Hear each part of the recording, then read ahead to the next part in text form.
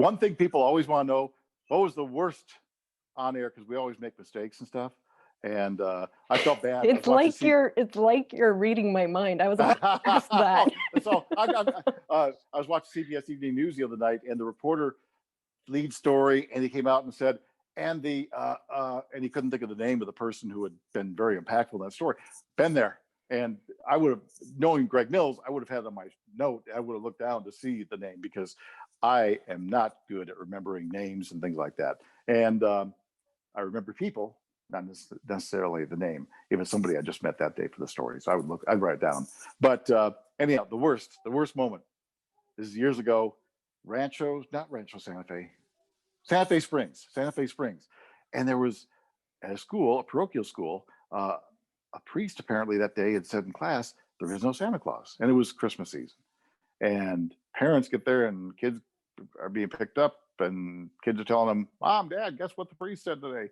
And so it was kind of a little uproar, but a issue. And so I was assigned that story. Lead story at 11 o'clock. And this is back, now that we're on digital, you cannot I can't take a portable TV out and turn it on and use rabbit ears to get the signal. But back then, as a reporter, when they'd set you up for your live shot, you'd have a TV monitor off to the side. You could look down. That way you knew when you were on the air. That way you knew when they rolled the piece, all that stuff, just reassurance. So this is back in those days. And so I get all set. We finally are going to debut the story at 11 o'clock.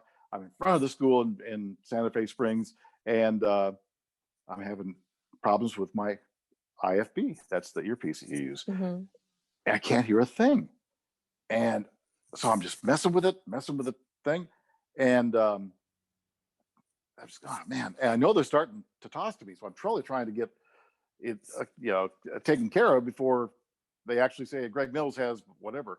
So it was Paul Majors and Pat Harvey. And so I'm fiddling with this thing, looking in the camera.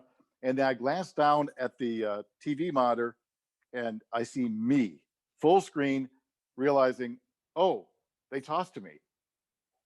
I had no idea what they said, and now I can't even think what the story was.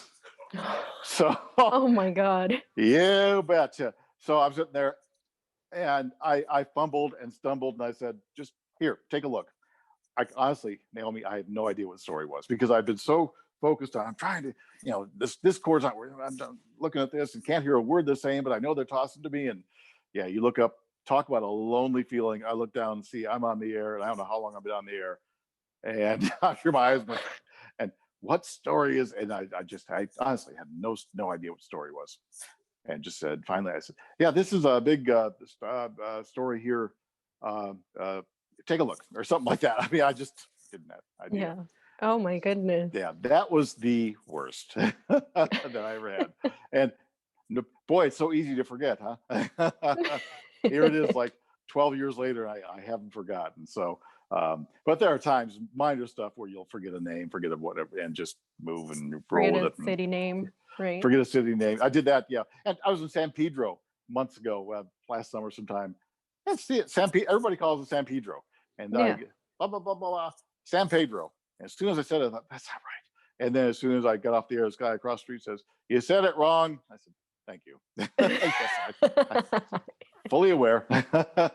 And so, but sometimes it's life, and you got to roll with it. And you can't make fun of stuff if you're going to like a funeral and you really mess up. That's a different story than if you're at the LA County Fair in Pomona and you mess up. Then you can play around with it. But yeah. But you're at the funeral and going, okay, back to you. So that was my biggest faux pas. But we all have them. So yeah, we all do. Yeah. Takeaway seriously is it's just the people you meet, and it renews your faith in mankind, because there are a lot of bad people around, but there's a lot of good people too. And that's one thing. I got exposed to a lot of the good people and a lot of the bad people, but the good ones win out. That's good. The key to acting or being in TV news and stuff is you're supposed to listen and react, as opposed to you shouldn't be, and you don't. You're not sitting there going, okay, I'm asking this, Mills, shut up. You don't want to be thinking, oh, I've got to ask this, I've got to ask that, because it's not a genuine good interview. I mean, Larry King, I kept seeing the lines that he said recently. He was quoted as saying, you learn nothing by talking, and you got to listen. And I thought, exactly. And I talk a lot, but I do listen, and really, I feel I'm a very good interviewer, and because I do, You I are. listen to what you say. Well, thank you. You're so nice. That's Of why I'm course. doing this, because you're complimentary. Thank you. Aw. But You're only doing it because of that. I'm just kidding. no. See, look at that smile. You're going to be a big time TV star. Oh, thank you. Wait, you're complimentary too. You're always complimenting me, telling me I have a beautiful smile and all that. You do, So and nice you're of you. sharp and inquisitive, and that's what we need. And you got to, it's. I look forward to seeing what you're going to do in this business, and I hope it doesn't chew you up and spit you out, because a lot of people it does. And you're such a genuinely nice person. I don't want that to happen, but I think you're strong too, and I think No, we can use you in the business. So thank you. you're welcome. How is anchoring different from reporting out in the field? Good question. In anchoring, you're going from story to story to story to story. Whereas if you're reporting in the field, you're focused on one story. So there's more of a chance to be yourself. You can kind of do that, be yourself. You're not the star is the subject matter in my mind, but you still want to make it interesting, and people better like you, or else they aren't going to, they might go, oh, Greg Mills, gosh, that guy's still employed. Come on, I'm going to turn this off. Anyhow, so I like anchoring more, and I'm a much better anchor. That's why I was always kind of surprised that I didn't get the opportunity, but I didn't play the politics and all this stuff. And we certainly had very good anchors. They didn't necessarily need me, but I would have liked to have done it. And there were people that said, you should be anchoring. And I fully agree.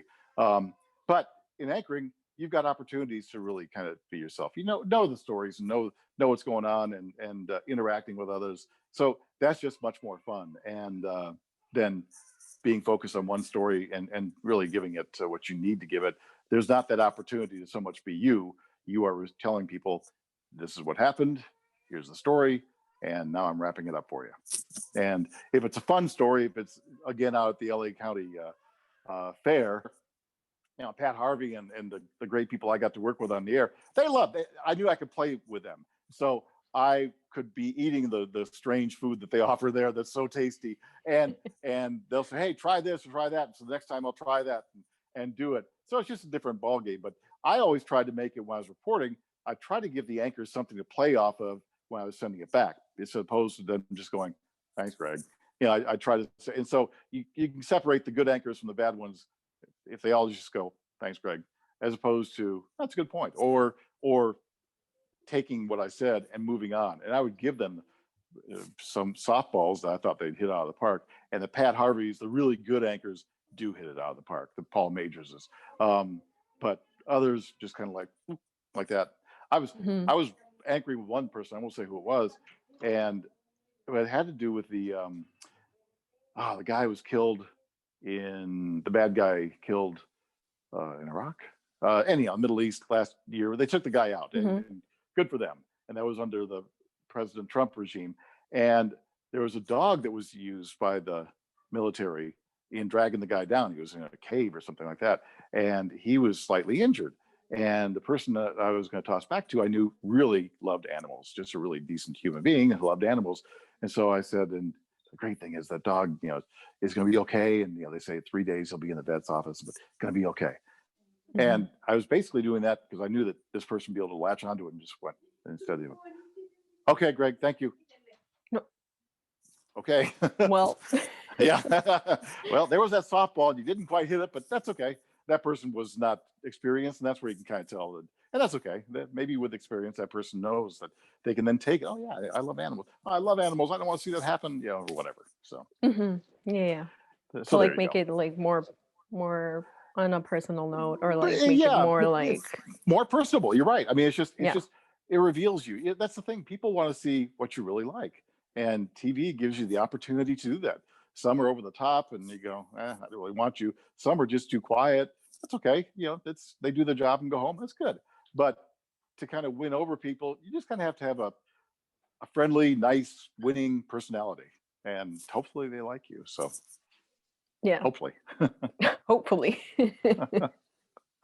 So are you currently doing anything with in broadcast right now, or no? No, it's a bad time for that. There's what I would love to do, very honestly, is I am fortunate, Naomi, in that I don't need to work anymore, and that's good. But I like it. I enjoyed it. I'd like to get back to anchoring. I really love doing morning news, and there are only two stations here that do long, KTLA type morning news. That do like 4 or 5 hours morning news. And I wouldn't want to do Monday through Friday, or even fill in Monday through Friday. But they do 6 a.m. to 10 a.m. shows, two of the stations, a Fox station and an independent like KTLA. And it's the fun show. And that's what I'd like to do. And I'd like to just do Saturday morning and Sunday morning. Uh, Fill in a gap. I've got experience. I'm really good at it. And I did morning news in Denver anchoring. And it's fun. I'd love to do it 2 mornings a week. And but it doesn't make sense. There's other stations in town that do like 1 hour in the morning on, and it wouldn't be worthwhile for them, more me, because they wouldn't be able to pay what I would want them to pay me. So it would have to be one of the stations that has 4 hours. And the one station, I haven't heard good things about the boss, so I don't want to do it there. The other station, I would love to do it there, but no openings. And so we'll see. The pandemic's kind of changed a lot of stuff for a lot of people, and nobody's really hiring. So to answer your question, yes, I would love to still do something part-time. Um, there was a national radio anchor position, and they were willing, it was gonna be part-time. And I was gonna be able to do it out of here at Phoenix, but I turned them down, just because it was gonna be a longer day than I wanted to. So Mm. to answer your question, it's kind of like that one thing. I've talked to a few people about doing some public address announcing, possibly for spring training games, because I love sports. And so I'm a little late to the game, but there's one that definitely has interest for future. And so maybe next year or something like that. But otherwise, no, I really, nothing else. I do voiceover work too. And I'm sorry that I'm slouching so much here. I Oh, do you do? voiceover work. No, no Yeah. worries about the slouching. You do Oh, okay. voiceover? Yeah, and that's a tough one to break into and stuff, and really gain a foothold in, as 40,000 people in Los Angeles will tell you. And but my daughter bought the materials. My son built, welded the thing and stuff. I've got my own audio booth here, and so I do that. I do auditions for that stuff, and get jobs occasionally. Not enough to pay the rent, but it's fun to do. I enjoy it, and I love the fact that my son and daughter collaborated to get me the professional recording booth. So if that's kind of the one thing I'm probably going to do till I'm really, really, really, really old, even older than I am now, is that, and because it keeps me going, it's fun, and even if you don't get a job, it's fun to do different things. I still do a little bit of acting. I've got an agent in Los Angeles, and I was over there and I got a job doing a Allstate commercial, in October. So I flew back to Los Angeles and did that, and it never aired, but I got paid anyhow. So I don't know what it Oh, was. well, that's It good. was, yeah, Also, I it was. didn't know you acted. Well, That's the new to acting. me. No. And believe me, you should chuckle when you say acted, because all I've ever played is a TV news guy, and and that's not acting. But I can't memorize. I cannot memorize. So I've always got to be me when I'm doing stuff. And God bless them, the acting industry has carried on for billions of years without me. And I just can't memorize. If it's more than 2 lines, I just can't do it, because you got to Oh. deliver it. Right. Mhm. Go. Uh, but God bless him. There was a gentleman who ran a show on CBS. Um, his name escapes me right now, but he was just so nice and so pleasant. But it was a show called Code Black. It was on CBS for like 2 years, and he loved my work. And we were at a table read one day. He goes, "Here's the TV news guy in Los Angeles who has the best voice around, Greg Mills." And, oh, okay. Here's Rob Lowe sitting there, and all these other movie actors and stuff, or TV guys. But God bless him. I was on 4 or 5 Code Blacks, always playing a newsman. So I did that one year. I was on, my voice is on Steve Jobs the movie.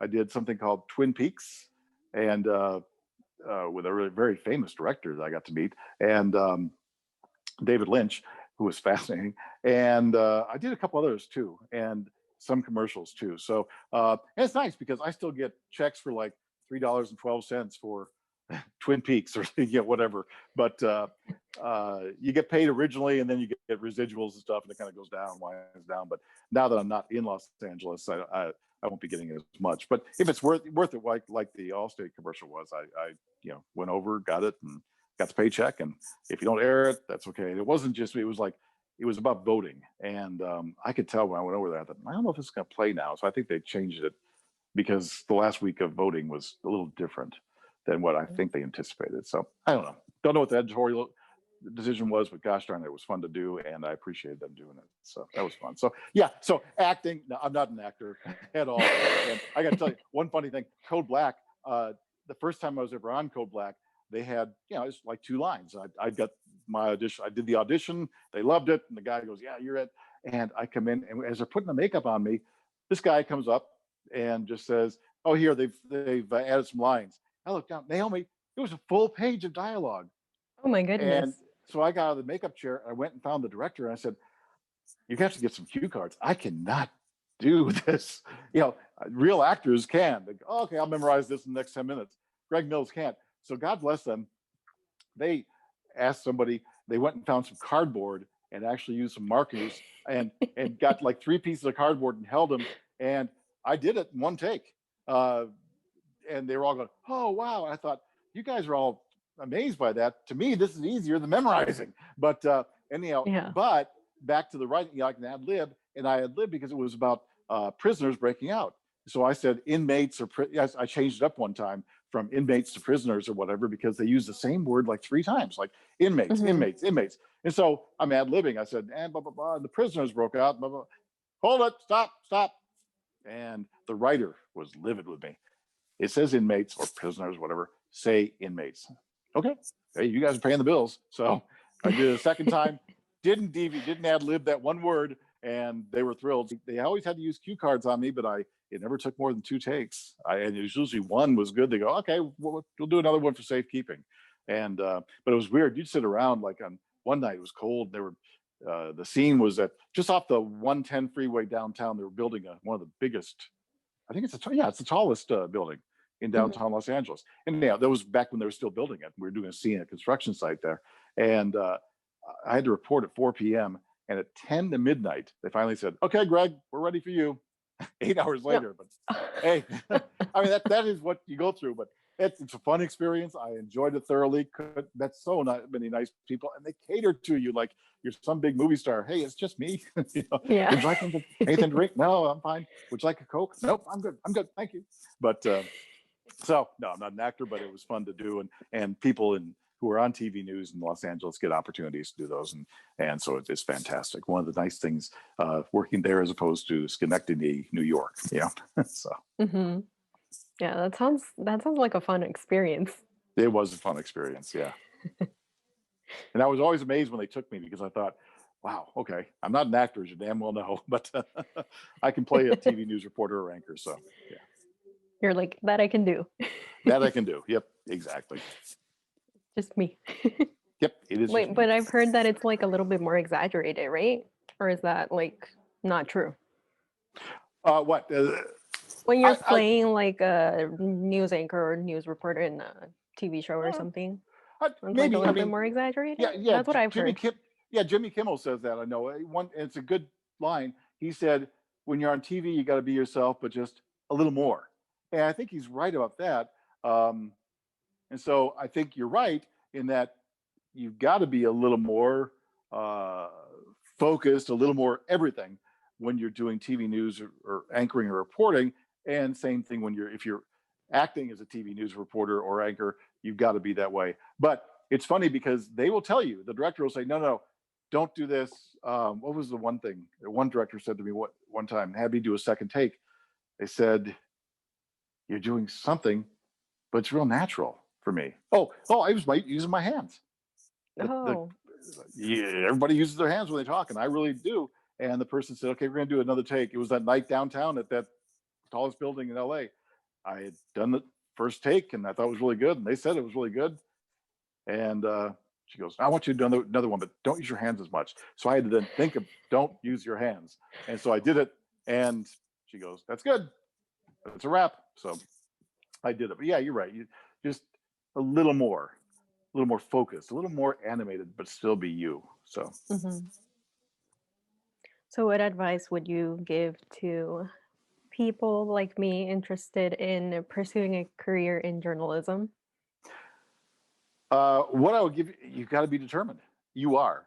And you've got to be, if you're not determined, we would see interns come in and you could always tell the ones that were going to make it were the ones that cared and really, hey, I want to do this and this. And others would come in and just kind of sit around. And I thought, you have no chance. You have, because everybody, it's so competitive. And if you're going to sit around now and not really learn, that's okay. Get your grade. That's one part of it. But you're not going to go anywhere. And so I always thought you can pick out the ones that really are going to go someplace and they're easy to see. I mean, it's not some special gift I have. You're somebody that has that. You've got a sparkling personality. You're just a bright woman, a pretty woman, and you've got it. So it's, and you're bright, real bright. Thank you. That's good. And Thank you. so you're welcome. And so it's just, you got to want it. It's like anything else in life. If you want it bad enough, go for it. Now, you might get it, you might not get it. One reporter friend of mine said, I always put something on my refrigerators, to remind me this is my goal. And that's how you get it. And I said, well, you might get it that way. I don't know, but I kind of keep it in the back of my mind. This is what I Hmm. want to do because you might not get it. You might want it and be great and really go for it and not get it. So that's why it's just, if it's something you really want, go for it. That's the whole thing. Absolutely. And you have to have not only determination, but also passion for it, right? Without a doubt. And the two go hand in hand. If you've got passion for it, then you're be determined. And if you're missing one of those two, look for something else. Yeah, It's a lot tougher exactly. nowadays. Yeah, it's a lot tougher to make a lot of money in the business now and stuff. So there's practical reasons maybe not to go into it, but if you really want it, you do have the passion and determination. It's a fun job. Absolutely. I have a friend who graduated from CI, I think 2019, and he's over in Missouri working Hmm. as a news anchor. He was Oh, like cool. he got the job immediately after graduation, I guess. Hmm. Hmm. And like I was just like thinking about that when you Hmm. said, "Oh yeah, you have to have passion. If you have passion, you'll have determination." He has that, and went. He was like, "Oh, I didn't really know like where to go, but the opportunity presented, and I went over there, and so like Hmm. now I'm here." Yeah, that was me. My first job was in Roswell, New Mexico.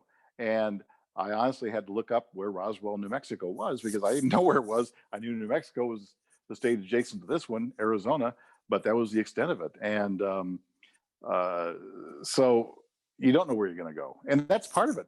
I've enjoyed every place I've lived, every place I've lived. I was in Roswell, New Mexico. Yeah, I had a great time. I was young. We had parties every Friday night. I had the biggest apartment of anybody. So we had parties every Friday night at my place. And everybody was like 21, 22, 23. And it was fun. And then I went to Amarillo, Texas, wasn't there very long, got a call from the news director in Tucson who said, hey, another news director in Amarillo thinks you're really good. And we're looking for a sports guy here in Tucson. Would you come? I said, yeah, I'm from Arizona. So I was in Amarillo for 4 months and bolted and went to Tucson. And then I wanted to go from Tucson. I was doing sports. I wanted to do major league city. And so got the job in Denver and loved it. I mean, I covered the John Elway years for the Denver Broncos. Like I said, went to Super Bowls and all kinds of stuff. Baseball, the baseball team came there, the Colorado Rockies. I mean, it was fun. And then by that time, I realized I'd done it all and I loved it. I thought, I want to get back into news. So I did morning news at that station, got a job in San Diego based off that, and did the weekend news there, and then moved up to LA and spent 16 years there as a reporter. So, but every place I've lived, I've enjoyed it. And there's downsides. I never got used to living in a place where it snows. So Denver, every Mm. time the winter, it was a great place to live and work. But every time winter would come around, I go, oh shoot, I meant to be out of here by now.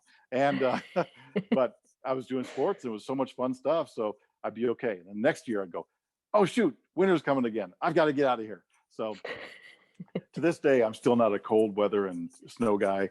And but Colorado's beautiful. But so, uh, but I loved it in a lot of other respects. So, and, and I loved Los Angeles and Southern California. That's good. That's good to Yep, hear. yep. and I gotta go mean, back. yeah. What? I said, gotta go back occasionally, Gotta go back. get my Southern California fix. Yeah. No, and I was going to say, yeah, it must be weird or strange to live in a place where it snows when you're used to living in a place where it's like sunny all the time Yeah, and you don't get snow.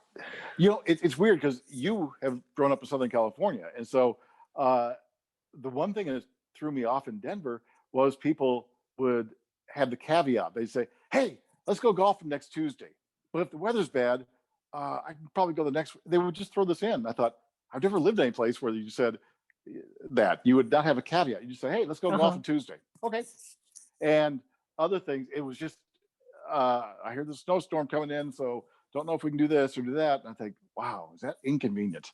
And so that's why I looked at snow as just kind of like inconvenient. And Yeah. I just like being able to, if I'm here in the Phoenix area, if I'm going to go running next Tuesday, you know what? I'm going to. As long as I'm alive, I'm going to. If I'm in Denver, well, we might have 8 inches of snow by then. You can't run in it. Okay, so yeah. Oh yeah, So that's right. You like running, huh? I I do like forgot. to run. Yeah, yeah. I'm Yeah, outdoors that's every good. day. So yeah, Every day. Oh, that sounds lovely. I'm outdoors every day. I don't run every day.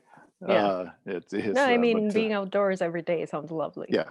Oh, it does. Yeah, I love. I'm just an outdoors guy, and so yep, I'm doing something outdoors every day, and I love it. One thing I'm trying to get used to. My brother has a heated pool where he lives, and so uh, it's the clubhouse where he lives, and not his pool, and so it's 85 degrees. I like swimming in water that's 85 degrees, but I keep trying to remind myself, hey, go over there and do it, because even though it's a high of 68 today, I can swim in 85-degree water. But anyhow, I haven't gone over enough, and I love swimming too. But so that's one thing. I don't like snow, and I don't like water under 85. So So how often do you go out for runs? uh, about 4 times a week. I Four want to times a get it up week? to, yeah, I want to get up to 5 or 6. That's what I used to do, but life interferes, and now that I'm not working, if life interferes, instead of saying, oh, I want to get back home, I want to go running, I might just say, you know what, we're enjoying ourselves doing this today. I'm just going to blow off the running today, and so I do it. Yeah, that's what interferes more than anything else. But it's just life. But yeah, it's nice because I can do that, and yeah, it's I'm really relaxed and enjoying life. That's good. So yeah. That's good to And hear. if I do some more broadcasting, that'd be fun because that adds to the enjoyment. If I don't, you know what? That's okay too. Yeah, I've that's had a okay great time. too. Yeah, yeah. Yeah. Absolutely. I Well, can sit back thank and you, watch Greg. you. You're gonna Naomi, it watch has been me. my pleasure. Exactly. Thank I'm you, going to. Greg. My Okay. pleasure. Thank you for letting me interview you. Thank you for your time. We've had a great conversation today. We have. I doubt anybody will stick around to the end, but anyhow, it was fun. And thank you so much for inviting me on. If they don't, that doesn't matter. Exactly. Exactly. Thank you, Greg. Okay. Bye, Naomi.